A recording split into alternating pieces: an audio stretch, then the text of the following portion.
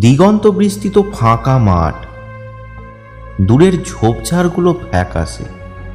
দিনের বেলাতেও মাঠের এক প্রান্ত থেকে অপর প্রান্তের কিছুই দেখা যায় না বললেই চলে। পূর্ব দিকের কোণে সারি সারি কয়েকটা গাছ, তারই একটু দূরে একটা বাঁধানো চুল্লি। হ্যাঁ, এটাই গাজীপুরের শ্মশান। এই শ্মশানে চুল্লির আগুন প্রায় নেভে না বললেই চলে।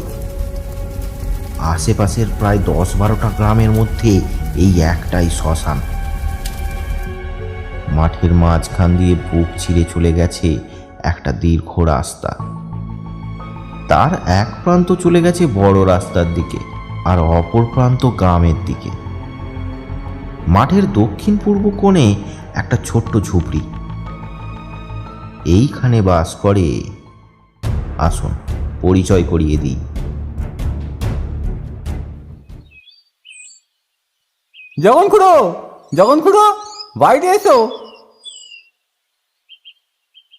আরে সত্য, বলো কি হয়েছে? চলো, শ্মশানে মরা এসেছে। আবার নিতাইয়ের মটা চলে গেল। উফ, আবার তোমরা কি করছো বলো তো? একটু ভালো মন্দ খেতে পারো না? গত 7 দিনে আমার স্বাদ অবস্থা হয়ে গেছে। চলো খুড়ো, দেরি করো না। বাপ ভৈরব, দরজাটা বন্ধ করে দে আর রান্নাটা চাপিয়ে দিবি। আমি আসলাম। ঠিক আছে বাবা।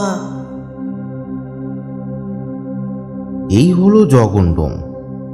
এই গাজীপুরের শ্মশানে দীর্ঘ 52 বছর ধরে মরা পুড়িয়ে আসছে। আর ভৈরব তার একমাত্র ছেলে।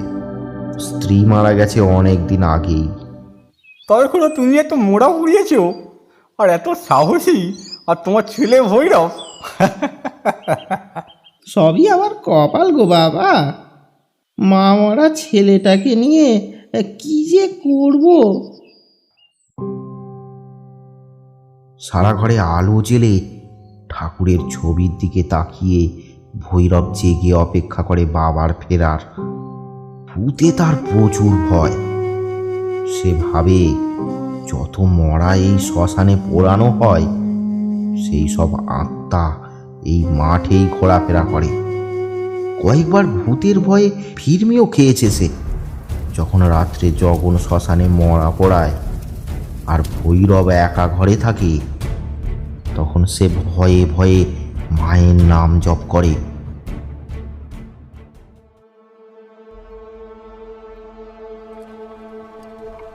একদিন সকালে বাপ বেটা দুজনে বাইরে দাওয়ায় বসে গল্প করছিল।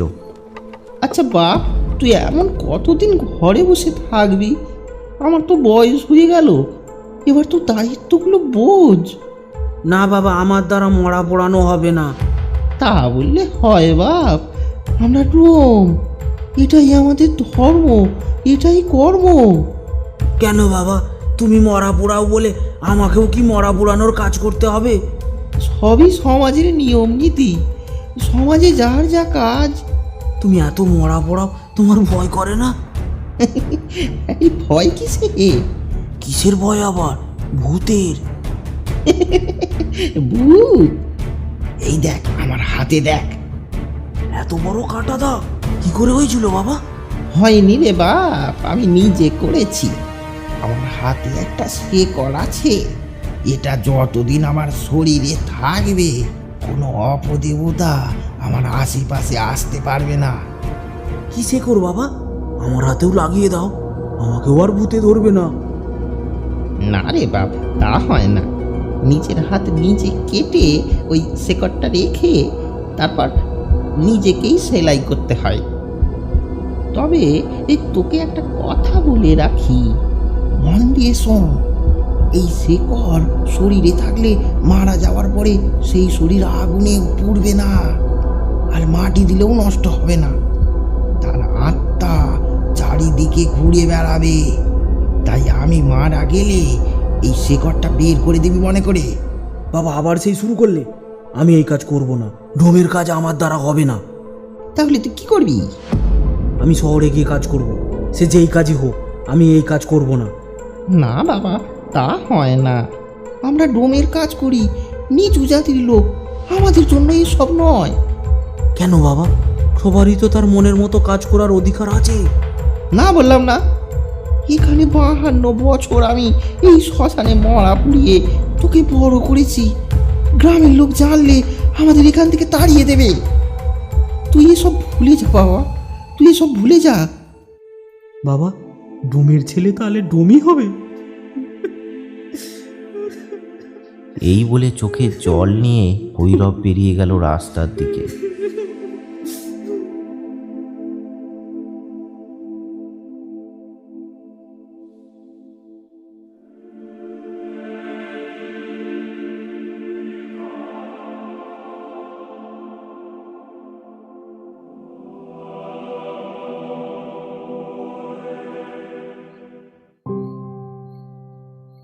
সারাদিন কেটে গেল, ভৈরব বাড়ি ফিরল না। বাইরে বসে জগন, চিন্তায় সারাদিনের খাওয়া দাওয়া লাটে উঠেছে তার।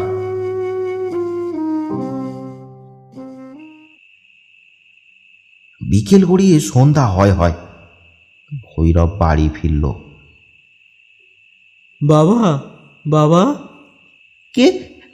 ভৈরব এলি নাকি রে? ভৈরব? হ্যাঁ বাবা। বাবা, আমাকে ক্ষমা করে দাও, তুমি যা চাও তাই হবে। বাবা মায়ের অবাধ্য হয়ে জীবনে সুখী হওয়া যায় না। আমায় ক্ষমা করে দাও বাবা।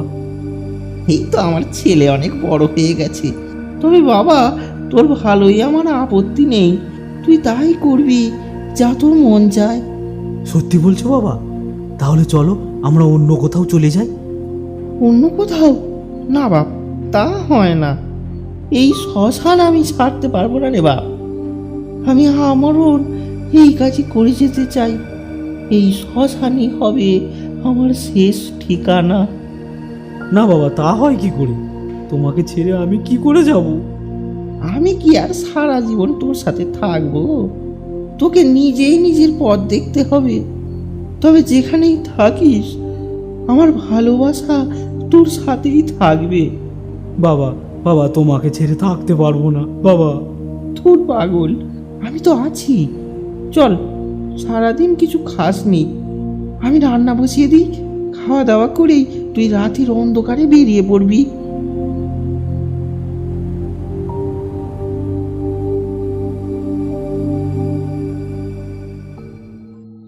তখন মাঝরাত, চারিদিক নিস্তব্ধ, রাস্তা জনশূন্য। বাবা, তোমার খেয়াল রাখবে, আমি মাঝে মাঝে আসবো তোমার কাছে। আমার চিন্তা করতে হবে না, আমি এখন অনেক শক্ত সমর্থ। মরা পুড়িয়ে যা হবে তাতে আমার ঠিক চলে যাবে। তুই নিজের খেয়াল রাখবি, আর এখান থেকে যেতে কেউ না তোকে দেখতে পায়। সাবধানে যাবি। ভৈরব বেরিয়ে পড়ল। হাতে তার একটি পুটলি, তাতে সামান্য খাবার আছে। ধীরে ধীরে ভৈরব অন্ধকারে হারিয়ে গেল। জগনের মন ফুঁপিয়ে ফুঁপিয়ে কেঁদে উঠল। ছেলের কথা মনে পড়লেই জগনের মন কেঁদে ওঠে। আজ 7 দিন হয়ে গেল ছেলেটা চলে গেছে। কেমন আছে, কি করছে, জগন এই সবই চিন্তা করতে থাকে।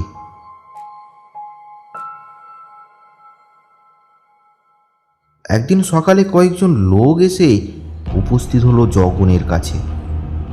জগন খুড়ো, বাইরে এসো। রামচরণ বাবু, তার ভাই শ্যামচরণ আর কয়েকজন লোক। কি হয়েছে? হ্যাঁ, খুড়ো, তোমার ছেলে কোথায়? কেন? কি হয়েছে বলো তো? শ্যামচরণ বাবু বলল, না, আমরা শুনলাম নাকি তোমার ছেলে বাড়ি ছেড়ে পালিয়েছে। না না না না, পালাবে কেন? ও শহরে কাজের জন্য গেছে। কাজ? কি কাজ? কেন, মোড়া পোড়ানো কি কোনো কাজ নয়? না তা নয়, আমি তো আছি, আমি তো করছি। তুমি আজ আছো, কাল নেই, তারপর কি হবে? ছেলেকে বাড়ি নিয়ে এসো। না না, তা কি করে হয়? সে মরা পড়ানোর কাজ করবে না। করবো না বললেই হবে? ডোমের ছেলে হয়ে আমি চাকরি করবি? যত সব। দেখো, ছেলেকে যদি না ফিরিয়ে আনতে পারো এই শ্মশান ছেড়ে দাও। কাল তুমি না থাকলে তখন কে মরা পোড়াবে? সে তখন না হয় তোমরা অন্য কাকেও দেখে নিও। তখন নতুন ডোম খুঁজতে অনেক সময় লাগবে। না না, তখন যদি কেউ না রাজি হয়, এই তো হরিয়া কিনেছি, এখন এ রাজি। এখন হলে আমি রাজি, কিন্তু পরে হলে করব না। হ্যাঁ, হরিয়াই আজ থেকে এই শ্মশানে মরা পুড়াবে। তুমি আজকেই এই ঘর ছেড়ে দাও। ঘর ছেড়ে আমি কোথায় যাব, কোথায় থাকবো? এসব কি বলছো তোমরা? এতদিন তুমি এই শ্মশানের ডোম ছিলে, তাই এই ঘর তোমার ছিল। আজ থেকে এখানে হরিয়া থাকবে। এমন করো না, আমি কোথায় যাব? যাও যাও, ওই গাছতলায় গিয়ে আস্তানা নাও। কি হরিয়া, ঠিক আছে তো? জি কর্তা বাবু, একদম ঠিক।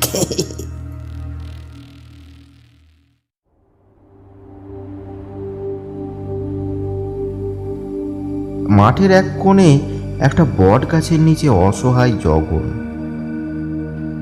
আজ তার প্রয়োজন ফুরিয়েছে। সেই ছোট বয়স থেকে বাবার হাতে হাতে কাজ শিখে এই শ্মশানের দায়িত্ব নেয় সে। গ্রামগুলোর প্রতিটা মানুষের কাজে লেগেছে সে, কিন্তু আজ তারাই তাকে ভুলে গেল। ভৈরবের কথা মনে করে তার বুকটা কান্নায় ফেটে পড়ে, কিন্তু সে ভৈরবের কাছে যেতে পারবে না। এক অদ্ভুত মায়ার বাঁধনে আবদ্ধ হয়েছে সে। বাবার শিখিয়ে যাওয়া এই কাজ ছাড়া আর কি করবে সে? তাই সে মনস্থির করলো এখান থেকে কোথাও যাবে না, সে এখানেই থাকবে।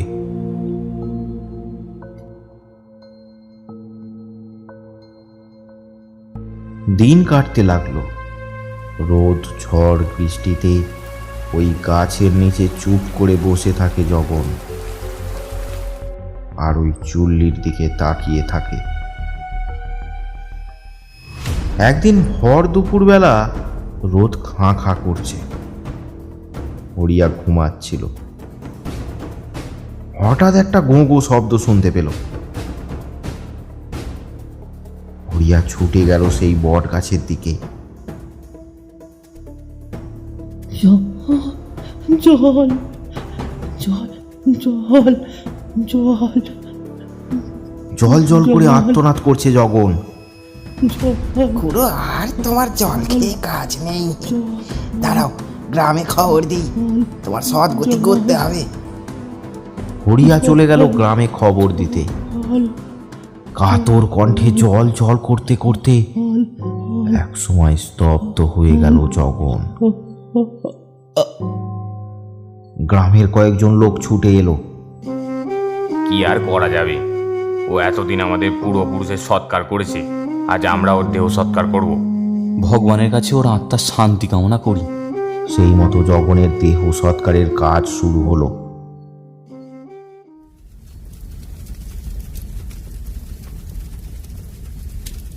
বিকেল গড়িয়ে সন্ধ্যা হয়ে গেল। প্রায় 3 ঘন্টা কেটে গেল, কিন্তু মরা আর পড়ল না। যেমনকে তেমন, ঠিক আগে যেমন ছিল, 3 ঘন্টা পরেও ঠিক তেমন। কি হলো হরিয়া, দেহ কেন এখনো পুড়ছে না?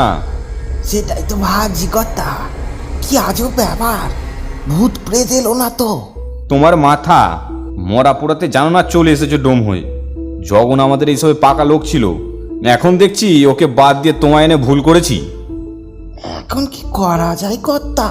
3 ঘন্টা কেটে গেল, কাঠও শেষ, মরা তবুও একটুও পড়লো না। সেটা তুমি ঠিক করো, মরা জেগে বসে থাকো। আহা, তোমরা মাথা ঠান্ডা করো। আমার মনে হয় অন্য কোনো রহস্য আছে। সে যাই হোক, জগনের দেহটা ওইদিকে মাটি খুঁড়ে পুঁতে দেওয়া হোক। হ্যাঁ, একদম ঠিক বুদ্ধি বের করেছো। শেষে তাই করা হলো। জগনের দেহটা মাটি চাপা দিয়ে দেওয়া হলো। এই সব কিছুতে রাত অনেক হয়েছে, সবাই যে যার বাড়ি চলে গেল।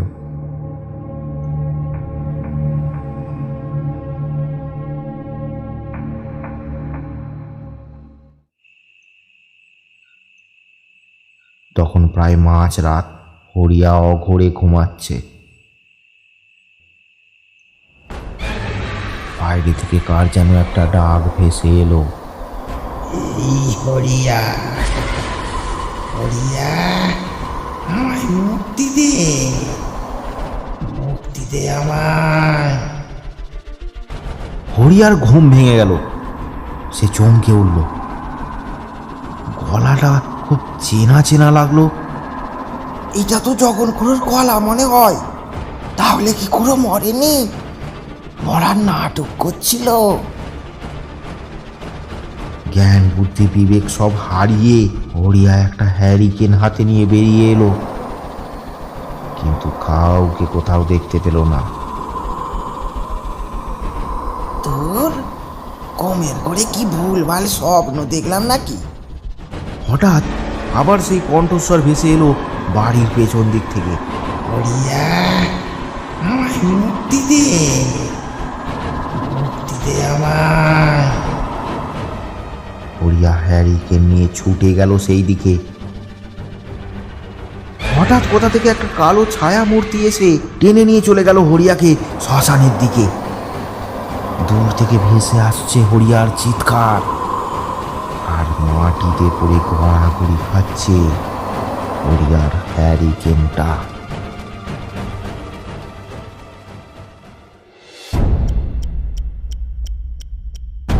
পরদিন সকাল হতেই গ্রামে ব্যাপারটা ছড়িয়ে পড়ল।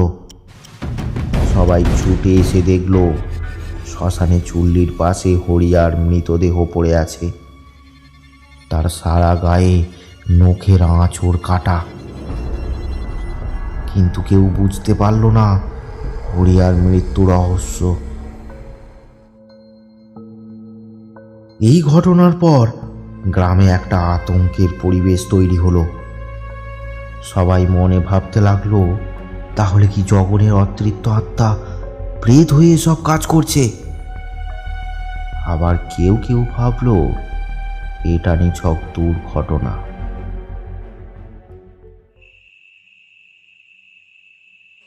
এই ঘটনার পর তিনি সন্ধ্যার পর শ্যামচরণবাবু নদীর টাটকা ইলিশ নিয়ে বাড়ি ফিরছিল ওই শ্মশানের পাশ দিয়ে।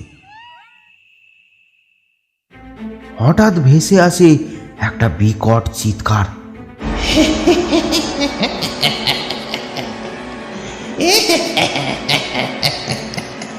শ্যামচরণবাবু থমকে দাঁড়িয়ে পড়ে, এদিক ওদিক দেখতে থাকেন, কিন্তু কোথাও কিছু দেখা যায় না। হঠাৎ একটা কালো ছায়ামূর্তি এসে ঝড়ের মতো তাকে টেনে নিয়ে চলে যায় ওই শ্মশানের দিকে। দূর থেকে ভেসে আসে একটা আর্তনাদ, আর রাস্তায় পড়ে থাকে শুধু সেই মাছটা। পরদিন সকালে দেখা গেল সেই একই দৃশ্য। একইভাবে মরে পড়ে আছে শ্যামচরণ। গ্রামের লোকের আর বুঝতে অসুবিধা রইল না, এটা জগন্ডোমের অতৃপ্ত আত্মারই কাজ।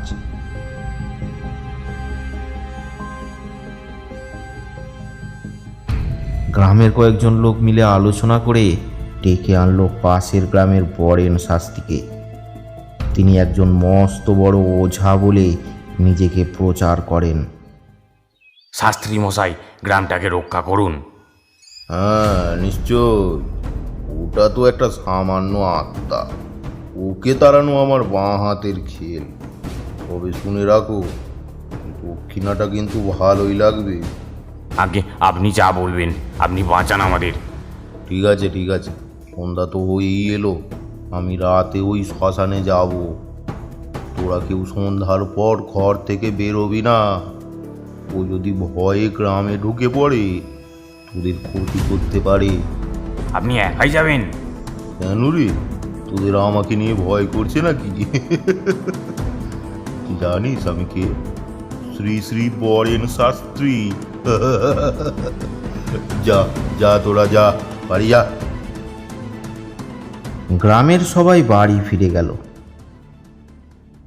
শাস্ত্রী মশাইয়ের কথা মতো সন্ধ্যার পর সবাই দরজা জানালা বন্ধ করে বসে রইল। তখন প্রায় মাঝরাত। রামচরণবাবুর চোখে ঘুম নেই। হঠাৎ শোনা গেল একটা চিৎকার।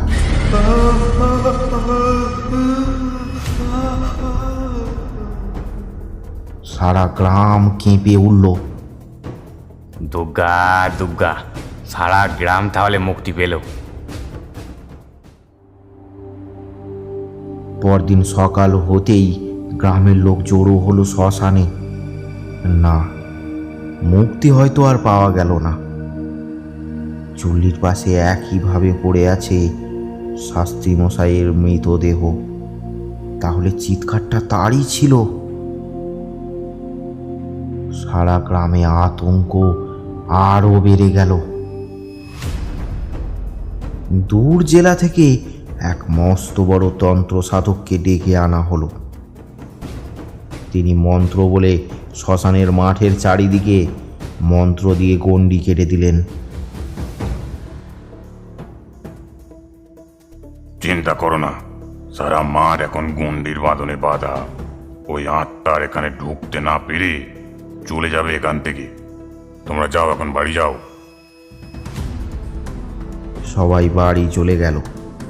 অপেক্ষা করে রইল কি হয়। হ্যাঁ, কাজ হয়েছে। দুদিন কেটে গেল, কোনো অঘটন ঘটল না। গ্রামের সবাই নিশ্চিন্ত হলো। গ্রামটা তাহলে অশরীরীর হাত থেকে মুক্তি পেল? বোধহয় না। একদিন সকালে মদন শ্মশানের মাঠে গরু বেঁধে পাশে একটা গাছের ছায়াতে বসেছিল। বিকেল হয়ে গেল। গরুটা বাড়ি ফিরে এলো, কিন্তু মদন আর বাড়ি ফিরল না। সন্ধ্যার সময় কয়েকজন শ্মশানে গিয়ে দেখল সেই একই দৃশ্য। সেই অতৃপ্ত আত্মা থেকে মুক্তি পেল না গ্রাম। ধীরে ধীরে গ্রামে ভয়ের পরিবেশ এখন চরমে। একের পর এক ওঝা গুণিন আসলো, কিন্তু কেউ পারল না গ্রামটাকে বাঁচাতে। শ্মশানের দিকে যাওয়া লোকে বন্ধ করে দিল। মরা নিয়েও কেউ ওই শ্মশানে যায় না।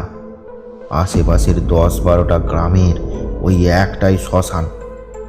এখন গ্রামের কেউ মারা গেলে তাকে নদী পেরিয়ে নিয়ে যেতে হয় অন্য এলাকার শ্মশানে।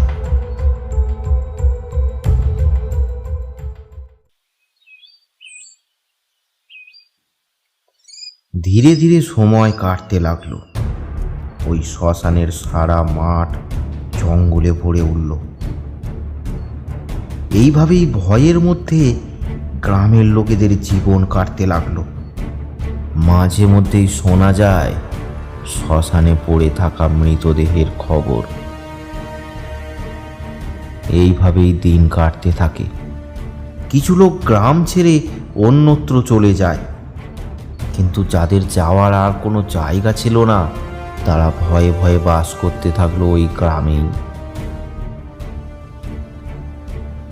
দেখতে দেখতে এভাবেই কয়েক বছর কেটে যায়, কিন্তু কোনো সুরাহা আজ পর্যন্ত হলো না।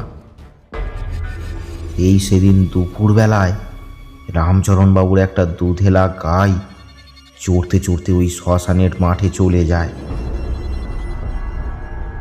সে আর ফিরে আসে না।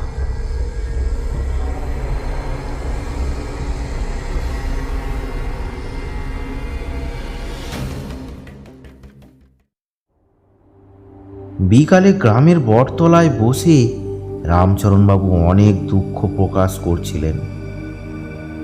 এমন সময় গ্রামের এক যুবক ছেলে হন্তদন্ত হয়ে এসে বলল, রামচরণবাবু, রামচরণবাবু, একটা অবিশ্বাস্য ঘটনা দেখে এলাম। নতুন করে আর কি অবিশ্বাস্য জিনিস দেখবো, তা কি বলো? শ্মশান মাঠের কোণে যেখানে কুঁড়ে ঘরটা আছে, তার সামনে আপনার সেই গরুটা বাঁধা আছে। কি বলছো? কে ওখানে বেঁধে রাখবে? কে হবে আবার? ওটাই সেই ভূত, হয়তো গরুটাকে ওখানে বেঁধে রেখেছে। যে আনতে যাবে তাকে ধরে মারবে। অনেকদিন হলো কাউকে বাগে পাইনি। না না, ভূত পেত নয়, আমি স্পষ্ট দেখেছি একটা লোক গরুটার সামনে ঘাস দিয়ে গেল। ওটাই ভূত? না গো, পরনে লাল ধুতি পরা, মাথায় ঝাঁকড়া চুল। সত্যি বলছো? চলো চলো গিয়ে দেখি। এই বলে রামচরণবাবু আর কয়েকজন মিলে শ্মশানে গেল।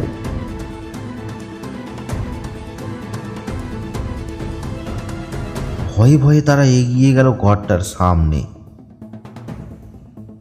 হ্যাঁ, ভূত না, একজন মানুষ। পরনে লাল বস্ত্র, মাথা ভর্তি চুল, হাতে গলায় রুদ্রাক্ষের মালা, চোখ বন্ধ করে বাড়ির দাওয়াতে বসে আছে।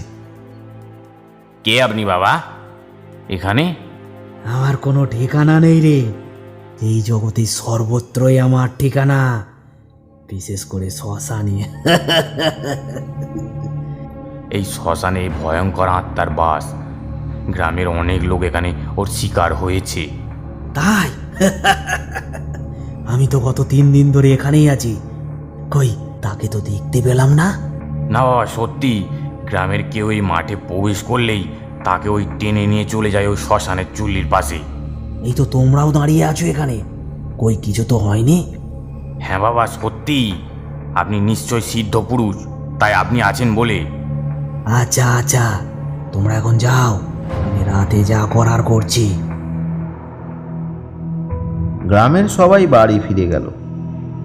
এই অপরিচিত বাবাই হয়তো তাদের রক্ষাকর্তা হয়ে এসেছে।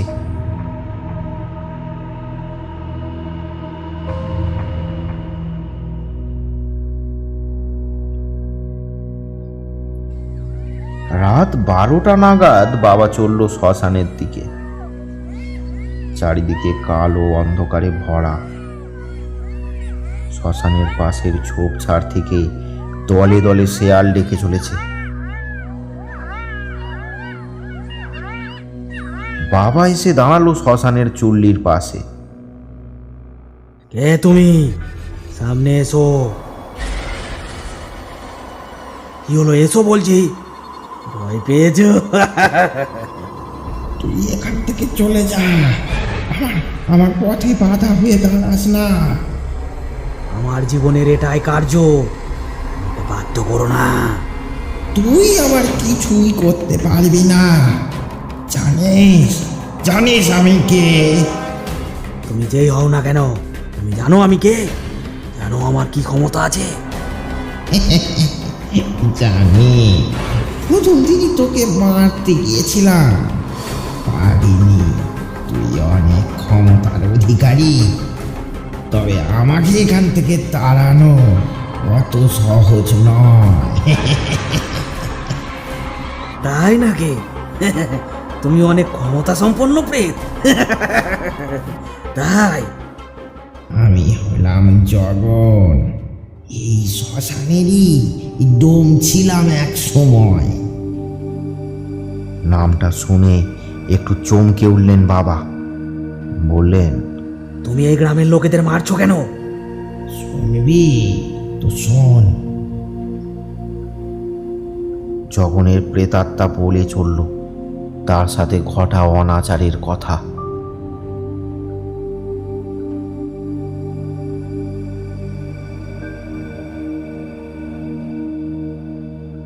যখন আমার মরাটা পোড়াতে পারলো না এরা, তখন ওই পাশের মাটিতে পুঁতে দিল।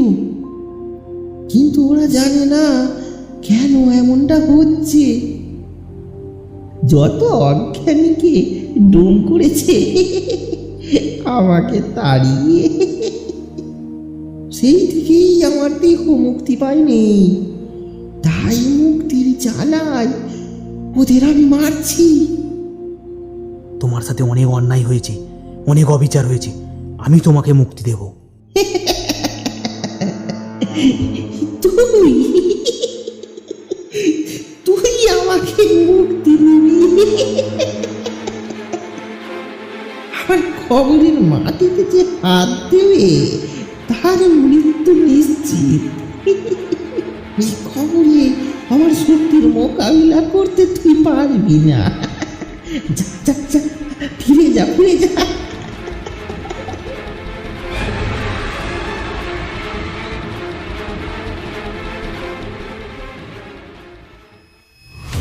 পরদিন সকাল হতেই গ্রামের কয়েকজন লোক উৎসাহ নিয়ে এলো সেই বাবার কাছে। বাবা, বাবা কিছু হলো? আপনি ওই আত্মাকে তাড়িয়ে দিয়েছেন তো? বাবা খুব রেগে গিয়ে ধমক দিয়ে বলল, না, তোমাদের নিজেদের দুষ্কর্মের সাজা তোমরা পেয়েছো, ঠিক হয়েছে। একটা নিরীহ মানুষ যে সারাটা জীবন তোমাদের জন্য কাজ করে গেল, তার শেষ সময়ে তোমরা তাকে তাড়িয়ে দিয়েছো। হ্যাঁ, জানি বাবা, জানি। সেই কর্মের শাস্তি আমরা ভোগ করছি। আমরা তার প্রায়শ্চিত্ত করতে চাই। বলুন বলুন, কি করলে হবে? ঠিক আছে, মাটি খুঁড়ে ওই মৃতদেহ বের করতে হবে, আর তার হাতে একটা শেকড় আছে, ওটা বের করে দিতে হবে। ওটার জন্যই ওই দেহ মুক্তি পাচ্ছে না। কিন্তু বাবা, ওখানে গিয়ে কে মাটি খুঁড়ে মরা বের করবে? যে মাটি খুঁড়তে যাবে তাকেই তো মেরে দেবে। ঠিক আছে ঠিক আছে, তোমরা যাও, আর একটা কোদাল দিয়ে যেও, আমি যাব। বাবা, আপনি একটা সাধু হয়ে ডুমের কাজ করবেন? কিন্তু বাবা, আপনার কিছু হবে না তো? সেসব নিয়ে তোমরা ভেবো না, যা বললাম সেগুলো করো। তখন মাঝরাত। বাবা ঘরের মধ্যে বসে একে একে গলার হাতের রুদ্রাক্ষ খুলে রেখে দিলেন। তারপর একটা ছুরি দিয়ে হাতের কিছুটা জায়গা চিরে দিলেন। তারপর ছুরি থেকে বের করলেন সেই শিকড়, কাটা জায়গার মধ্যে ঢুকিয়ে দিয়ে সেলাই করে দিলেন। খানিক পরে লাল ধুতি ছেড়ে সাদা ধুতি পরে বাবা বেরিয়ে গেলেন একটা হ্যারিকেন আর একটা কোদাল হাতে। চলতে শুরু করলেন শ্মশানের দিকে। চারিদিকের পরিবেশটা অসম্ভব রকম ভৌতিক। বাবা এগিয়ে চলেছেন জগনের কবরের দিকে। কবরের কাছে গিয়ে বাবা মাটি খুঁড়তে আরম্ভ করলেন, আর তার সাথে সাথেই শুরু হলো চারিপাশে জগনের প্রেতাত্মার চিৎকার। আর বাবার চারপাশে ঘোরাঘুরি করতে লাগলো বেশ কয়েকটা ছায়া মূর্তি, কিন্তু তারা বাবার সামনে আসতে পারছে না।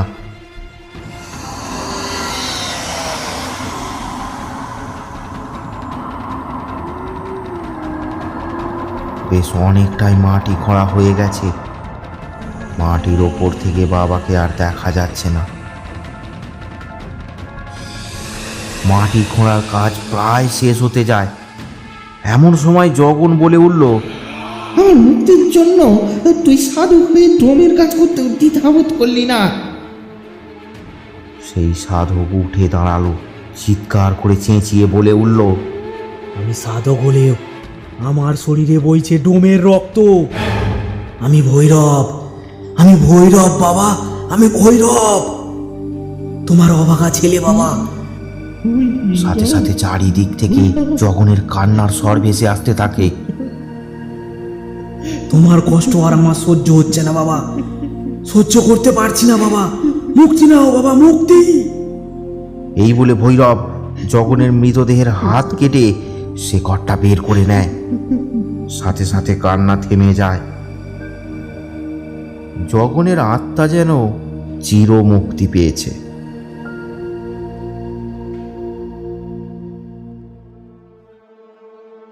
পরদিন সকালে গ্রামের সবাই দৌড়ে আসে। বাবা, ওই আত্মা মুক্তি পেয়েছে? হ্যাঁ, ও চিরতরে বিদায় নিয়েছে, আর কোনো ভয় নেই। বাবা, বাবা আপনি ধন্য, ধন্য বাবা, আপনি আপনি ধন্য।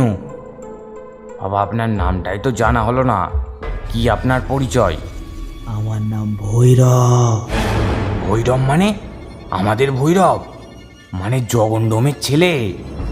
হ্যাঁ, আমি জগন ডোমের ছেলে, পিশাচ সিদ্ধ ভৈরব। কিন্তু এত সিদ্ধি লাভ করলেন কিভাবে? শুনতে চাও আমার সাধনার কথা? হ্যাঁ, শুনতে চাও আমার সাধনা? ঠিক আছে, তবে শোনো।